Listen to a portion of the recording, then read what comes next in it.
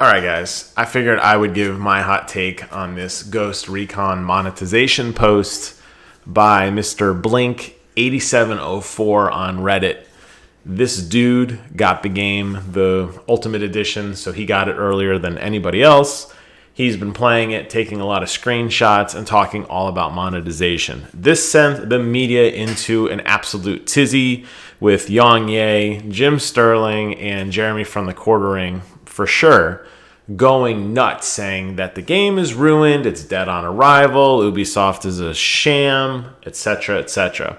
I'm not defending excessive monetization. I don't like it at all, but I am one of the few people who do not participate in it. I have been playing The Division for about 45 hours now, and short of buying the base experience, I haven't spent a penny on any monetization. And I have to say, for the most part, my dude looks pretty cool. There's a couple things I wish that I could improve, but it's okay. PUBG is another game that I have played extensively, just hit 450 hours on Steam, and have yet to spend a penny on monetization. I unlock stuff with the in-game currency, and I get what I get, and I deal with it. So, to me, monetization and microtransactions have never been a big thing. Unfortunately, I noticed a trend with Ubisoft games, particularly in the experience gating, and that's where I do get a little bit frustrated. So, when Assassin's Creed Odyssey came out, they sold this experience booster with it, and I think it was $10.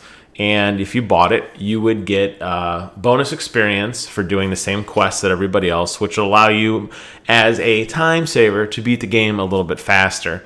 As we found out, as we began to play it, for those of us who did not purchase that booster, myself included, you kind of needed to grind a little bit more to kind of catch up to where you should be. Clearing all the quests in an area, turning in tons of quests, and not really getting a lot of experience for it. Ultimately, I think, set that game back, and that's why I quit playing, because I got tired of grinding it. Now, that's the part of the monetization that I dislike. Everything else, to me, is fair game. I don't care. Whether it is unlocked in the game or locked in the game, that doesn't bother me. So if I never get the ghillie hat that I love, it's that navy-looking hat, it's like a short brim. I love that hat. If I never get that hat ever in Division 2 because it's only a microtransaction, I'll live. I'm not going to pay for it. So that's my take on this. I don't really care too much. But I thought, for completeness sake, let's go ahead and look through this article, and you can see kind of how much stuff costs and kind of weigh it out for yourself. Again, it doesn't bother me. Now, first and foremost, they have the premium currency that you can spend real money on to get these coins that are used in game. Use those coins to turn around and buy other things. Here you can see the breakout of coins. If you want to go nutso, for $110, actually this isn't in American dollars. I think it's about $100 actually. You get 12,000 of these funny money coins. You could see there's a efficiency. The faster you buy, the more you get at a reduced rate. Even if these were American dollars, just pretend. You can see that when you take the 600 coins at $7 and you double it to $14, you actually get 100 bonus coins. So they're going to give you a little bit of incentive if you buy a little bit more in bulk instead of kind of nickel and dime your way through their microtransaction system. And you can see here some of the things you can purchase. They have flat out, you could buy different guns just straight out if you want to have a Vector or if you want a sniper rifle. They're there to just buy and own.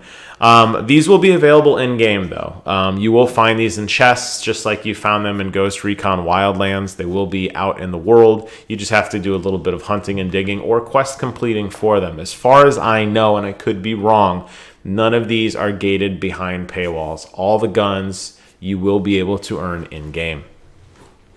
Additionally, you can spend money to upgrade on different attachments, whether you want red dot sights or different kinds of muzzles or attachments or whatever to your gun. Again, all available in the game, just like Ghost Recon Wildlands. However, if you want to just buy them outright and you really got to have an extra magazine for your SMG, well, there you go. You can buy it and own it right off the bat. Next, we have gear and camo with different accessories. So if you want to be in full camouflage or you want to be in, rainbow colored camouflage, you can do that as well. Stop. The dog's going nuts over there. Sorry about that. You could do that as well. They also have blueprints. So if you want to just flat out craft your own weapon and just say, you know what, I want to just keep buying guns so I can salvage them and scrap them on my own, that is available as well. And the list goes on, including cars, vehicles, airplanes, etc. And everyone has lost their damn mind on this. And to me, I don't think it's that big of a deal. If you're not interested in this stuff, just grind it out like everybody else and earn it. Now, I do draw the line with the experience thing.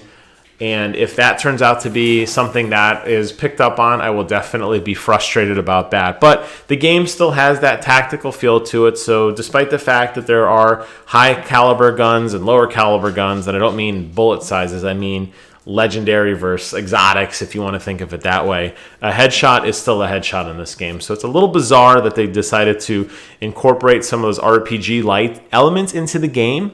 However, that said, I don't think it's as big of a deal as people are making it out to be. And if you don't like this kind of stuff, don't participate in it.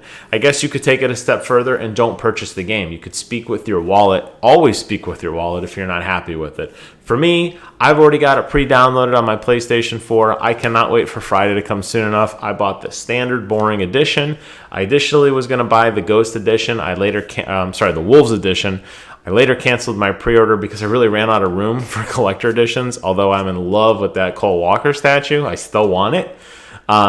So maybe if it goes on sale at some point, I could pick that up or get it secondhand from Amazon or something. I would like to have that, even though I don't have room. I'd find room for it, but I'm just buying the base edition of the game. I'm not spending any money on it, and when the game comes out, I will be streaming it on my YouTube channel, so you can come back here and look and see if I am a big sucker. Now, the last thing I want to talk about is the competitive nature and the pay-to-win element. There's a lot of talk about how this is a pay-to-win because the game features multiplayer. And I think to some extent that's true, that if you start level 1 multiplayer and you're running around with a stick and some dude's running around with a Vector or a high-powered sniper rifle or a high-powered machine gun with extra magazines, they're going to probably get the upper hand on you in a fair one-on-one fight. Well, it won't be a fair one-on-one fight, but a one-on-one fight, I should say. Just, standing there, Mexican standoff style, right? However, you probably shouldn't be playing multiplayer that way. You should probably be using cover and stealth and all the gadgets at your advantage to try to flank your enemy. And I think that's probably where multiplayer is going to differentiate slightly. I wasn't a big fan of Ghost Recon Wildland multiplayer. I'm not sure how much I'm going to be playing it on Breakpoint. I'll probably dabble with it, especially if I have some sort of quests or missions that'll help me unlock additional gear for my character. But I don't think people are going to jump into this game day one for that hot multiplayer action. There are games that do this way, way better. A lot of them Ubisoft games, like Rainbow Six Siege, for example. But I digress. I just wanted to put my 2 cents out there, throw this video up and say, you know what? I disagree. I don't like what Ubisoft is doing in the sense of monetization, but does it ruin the game? Absolutely not. And to all the other people who are reporting on this and pulling their hair out, take a step back, calm down. I get it. You're doing it for views, just like I'm doing this video for views. The difference is I am not selling incomplete or incorrect information. I am not hyping people up saying we should riot and picket and burn Ubisoft to the ground.